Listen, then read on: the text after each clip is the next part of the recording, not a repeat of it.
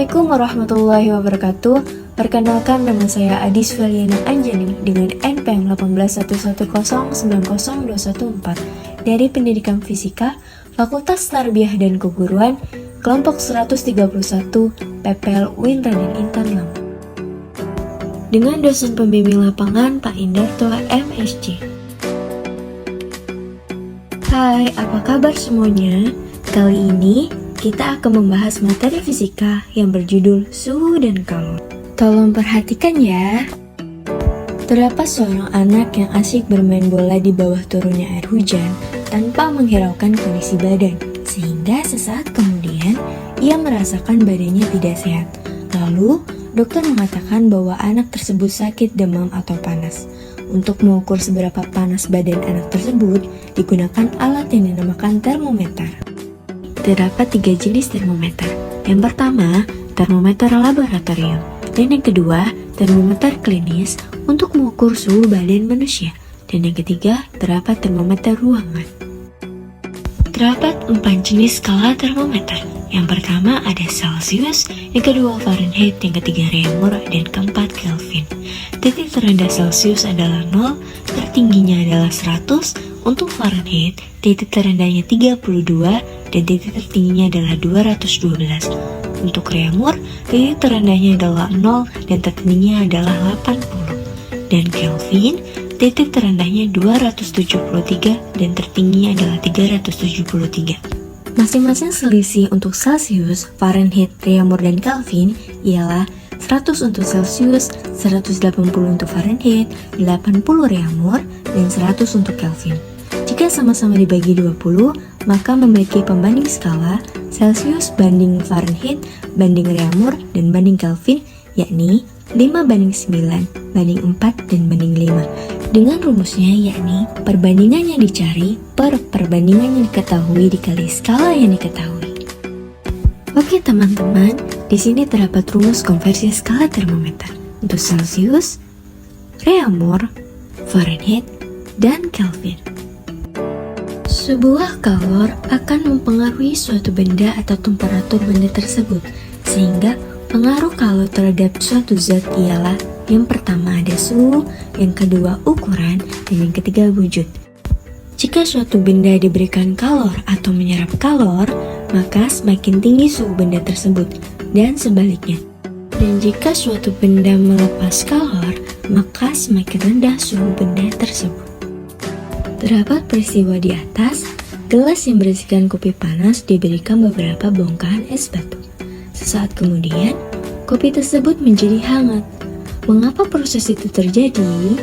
Hal itu terjadi dikarenakan terdapat proses pelepasan kalor terhadap kopi panas yang diberikan es batu. Apakah kalian ingat pengertian suhu? Suhu merupakan derajat panas suatu benda. Semakin tinggi suhu benda, maka semakin panas benda tersebut. Dengan 1 kalori sama dengan 4,2 Joule, 1 Joule sama dengan 0,24 kalori, dan 1 kilokalori sama dengan 1000 kalori.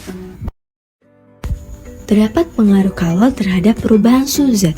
Ketika suatu zat dikenai kalor, maka zat tersebut akan mengalami kenaikan suhu. Kenaikan suhu tersebut dikarenakan zat memiliki kemampuan menyerap kalor. Kemampuan zat untuk menyerap kalor tersebut dikatakan sebagai kalor jenis.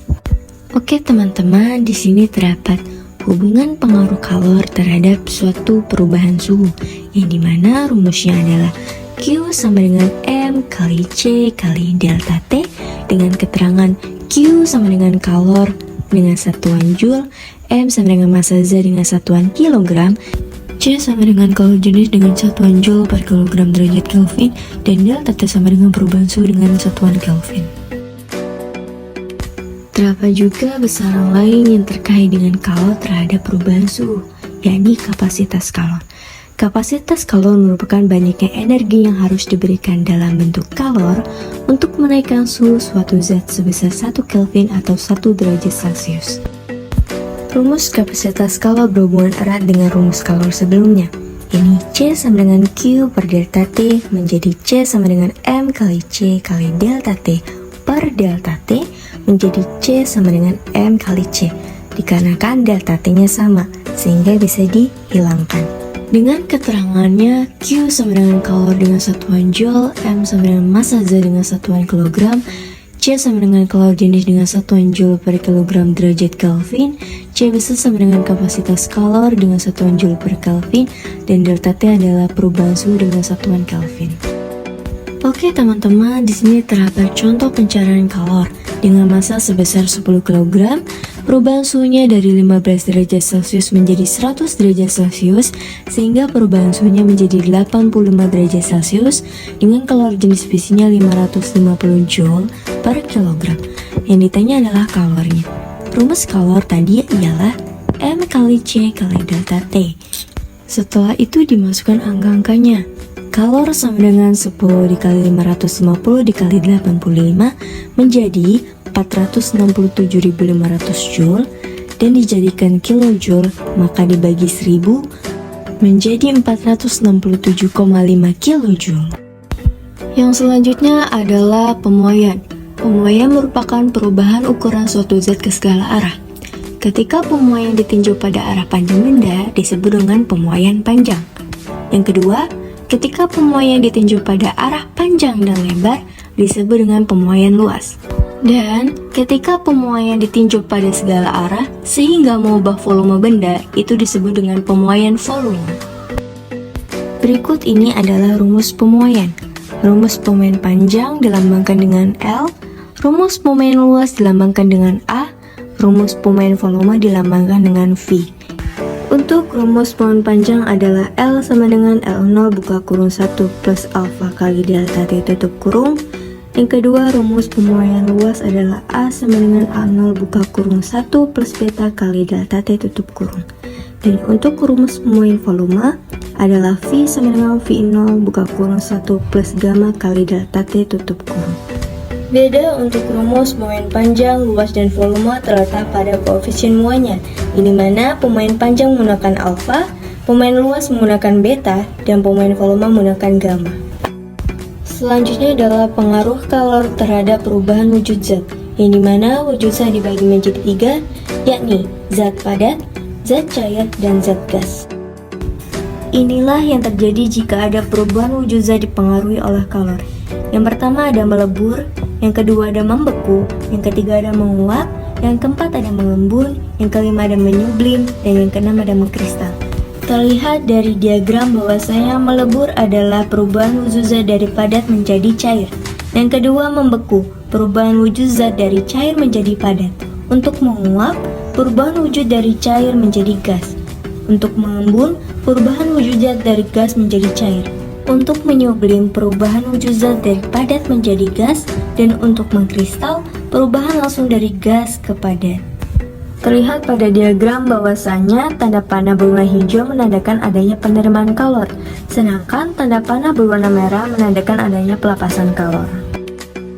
Terdapat besaran perubahan wujud zat akibat kalor yang disebut dengan kalor laten. Pengertian dari kalor laten adalah kalor yang diberikan atau dilepaskan oleh suatu zat yang hanya berdampak pada perubahan wujud zat tanpa mengubah suhu zat tersebut. Kalor laten dibagi menjadi dua, yakni kalor laten lebur dan kalor laten beku. Untuk kalor laten lebur merupakan suatu perubahan suhu zat sebesar 1 kg zat padat ke cair, sedangkan kalor laten beku merupakan suatu perubahan wujud zat 1 kg zat cair ke padat.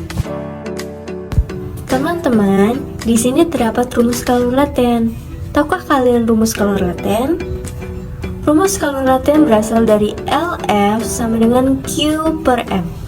Jika dicari kalornya, maka Q sama dengan M dikali LF. Dengan keterangan Q sama dengan kalor dengan satuan joule, M sama dengan massa zat dengan satuan kilogram, LF sama dengan kalor lebur dengan satuan joule per kilogram. Kalian tahu nggak sih pencetus asas Black pada materi kalor? Betul sekali, namanya Joseph Black. Merumuskan tentang perilaku alam terkait pencampuran dua zat yang memiliki suhu berbeda yang kemudian dikenal sebagai asas Black. Asas Black memiliki syarat. Yang pertama, jika dua benda yang berbeda suhunya dicampurkan, Benda yang panas akan memberi kalor pada benda yang dingin sehingga suhu akhirnya sama. Yang kedua, jumlah kalor yang diserap benda dingin sama dengan jumlah kalor yang dilepas benda panas. Dan yang ketiga, benda yang didinginkan melepas kalor yang sama besar dengan kalor yang diserap bila dipanaskan. Asas Black juga memiliki rumus, yakni Q lepas sama dengan Q terima. Jika dijabarkan menjadi Q1 sama dengan Q2. Indeks 1 untuk Q lepas, indeks 2 untuk terima.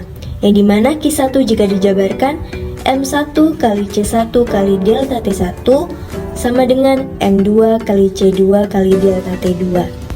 Untuk delta T1 bagian Q lepas, T1 dikurang T aksennya, dimana T1 nya adalah temperatur benda dengan suhu yang lebih tinggi.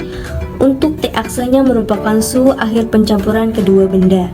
Sedangkan untuk Q terima, T aksennya merupakan suhu akhir pencampuran kedua benda dan T2 nya merupakan perubahan suhu benda dengan suhu lebih rendah.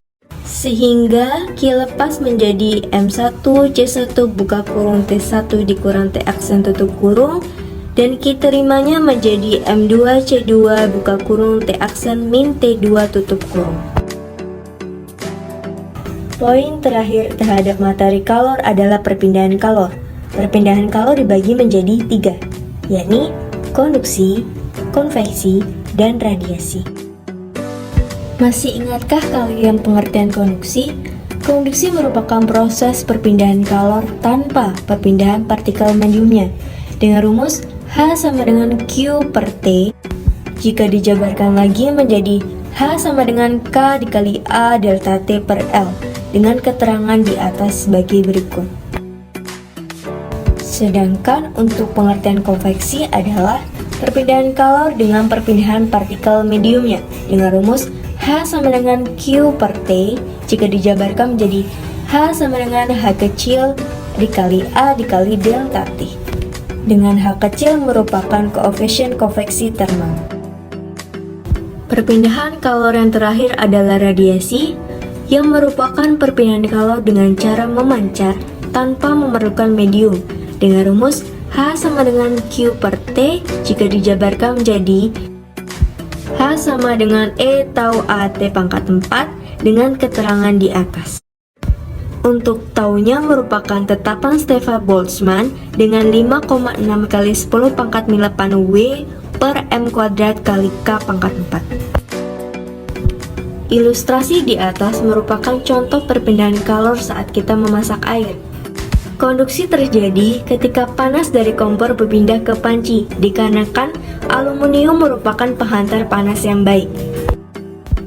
Untuk proses konveksi terjadi ketika air yang terkena panas terlebih dahulu berada di bagian bawah, sehingga air panas itu akan bergerak ke atas dan air dingin akan bergerak ke bawah secara terus-menerus. Sedangkan perpindahan kalor secara radiasi ketika kita memanaskan air, api dari kompor akan memancarkan radiasi.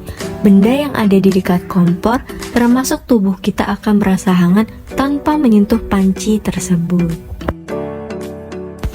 Sekian materi yang dapat saya sampaikan, semoga bermanfaat. Sekian, terima kasih. Wassalamualaikum warahmatullahi wabarakatuh.